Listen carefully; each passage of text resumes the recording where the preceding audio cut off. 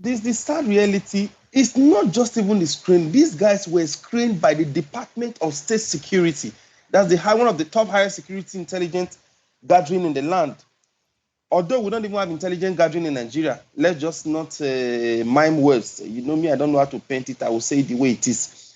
These same guys were screened. Now, can I tell you the facts and the way it is? Most of our ministers that emerges, because whether you like it or not, as a minister, you are like the president of that agency. You know that. You are like the decision maker. You are the number one figure of that agency, of that ministry that govern them, that take decisions in that ministry. So you are like, you represent the president. You're like an ambassador of Nigeria to Europe, to Italy, to America, to London. Is like the president of Nigeria to that country, representing our people over there. Same way ministers are. A minister of information and communication is a president of that ministry. And everything that has to do with that ministry is the person that governs that agency, that parastatus, and the whole lot of order. But it's quite unfortunate that this administration wrote to the mantra of power through propaganda, through lies, through hypocrisy, through deception, through oppression, through victimization of its citizens. And as a result of that, people that helped this administration to get to power, they were the people that were rewarded with positions of authority.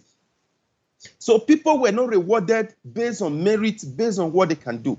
They were rewarded based on the contribution they made to the person that emerges as the president of the country. So your background, your history, your antecedents of negative relationship that have affected the country, that brought the country to where it is, never make any meaning to them again. All they needed to do was to just see how they can reward people who contributed to their campaign. People who ensure they emerge by all means, at all costs, with whatever it takes, whether killing of human beings, whether destroying the country just to grab power by all means, they rewarded them. These were people that have bad precedents. They were never screened thoroughly. They were never, they never allowed, even if information came out that even this Minister of Communication, federal government were pre-informed about most of his antecedents. And this same guy, just quite unfortunately, this same guy, federal government never take cognizance of information that were given to them. So it's really, really sad that even most of the ministers that went for screening, they were never really screened. Most of them will just come, take a bow and go, because we have a Senate that is rubber stamp. We have a Senate that is compromised, because we have a Senate that were handpicked, because we have a Senate that could not put the government into check. So whether you were qualified, whether you were not qualified, the Senate were given the list and they pass you through. In as much as you're in the good book, you're in the good record of Mr. President that become Mr. Dictator, you just have to pass through. So they were not given this position based on merit, based on what they can offer the people. They were not properly scrutinized, because in an ideal society, your precedent will definitely haunt you. There is nothing like, why must you should be a sanctified citizen to occupy some certain position, because anything you are as a person is what molds your personality to become who you are as an adult. So these people that came to power by all means, they were settled with position.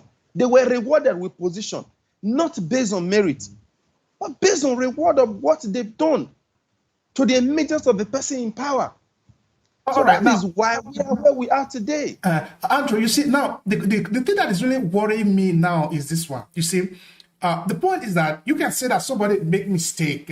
Maybe he spoke out of error, no? Of course, this one, it can happen to anybody, because nobody is perfect. But the evidence that is standing before us show that this guy didn't just make mistake. This is what he has been. This is who he is. This is who he is, no? So the question now is that, as a leader of a country, as a leader of a nation, as an administration, why is his role important to the Buhari administration? That is what I don't understand. Because even if it's a person who has been a good person, that he made an error one time, of course we can understand it. But he have a very clear profile of who he is. So why is his position very important to Buhari to run Nigeria? Because Buhari as a person have never been a leader who is neutral. Buhari as a person have been a biased leader. Buhari as a person have been a leader who have never believed in equity, justice, and fairness. It's very obvious. A man that have clearly stated that he will reward 95% over the 5%. Is that who you call a leader? We are only counting numbers and counting days and waiting for his tenure to be over so that we can elect another leader that is qualified to bring everybody together. Nigeria have never been this divided. We are running an autopilot like a country that don't even have a leader. How do you elect a leader who positions people that are only his relative at the hands of affair? Everybody that occupy every security agencies right now, they are all from one tribe.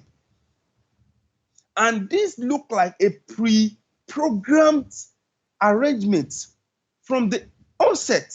And it's like a script that is playing out. All the security agencies right now, all the top security offices are being occupied by Fulanis. All the top government agencies are being occupied by Fulanis, not even by the Hausas. These are people that have orientation of a conquered mindset, that we are here to conquer the people. They have an orientation and a mindset that they are meant to conquer a territory. They are meant to go to a territory that don't belong to their own and conquer those people. They have an orientation of war, of killing, of fight, of miming, of victimization, of intimidation. That is the orientation they have. That is the school of thought they have. And that is the school of thought that the minister is coming from. So, and if the president is coming from that same school of thought, you don't expect him to sack people that have that same school of thought. So you expect him to work in line with them. So if the president must be neutral, I expected him to have heard the cry of the people. It's what even so sad that the presidency came out and started defending this same jihadi, this same guy that have always thrown his support behind this dastard terrorist group. Oh, okay. Now, Andrew, okay, I want to back up a little bit now. I'm trying to look at the situation in Nigeria that is a little bit, that is really dangerous, no, as it were, because these are people that have already fought a civil war. The Nigerian government, even in the past administration, haven't really done enough to heal those wounds.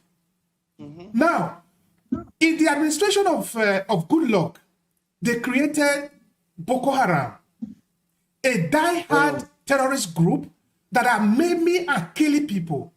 And it's from somebody that is merely reasoning, just thinking, you know, we will say, okay, now let's try to eliminate this from the system so that we can live as a people. If we have all this one in the background, how did we manage to break somebody who is sympathetic to this same group into an administration? And then the same administration is looking for a way to justify his occupants of the position. Because this is not a military regime, this is a democracy. Very well. What does it mean? You see, a leopard can never change his skin. There is no how you don't expect them to be sympathetic to this dastardly terrorist group. Because even Boko Haram before now, that was 2011 or proud now, they appointed him to be their negotiator. When they wanted somebody that would stand as an intermediary between the president and those terrorist groups, then they appointed Buhari to be the person that will stand for them. Now you can't expect somebody who sympathizes with a terrorist group, who have a feeling that these are my brother. You can't expect that person to be against them. That is a problem right now.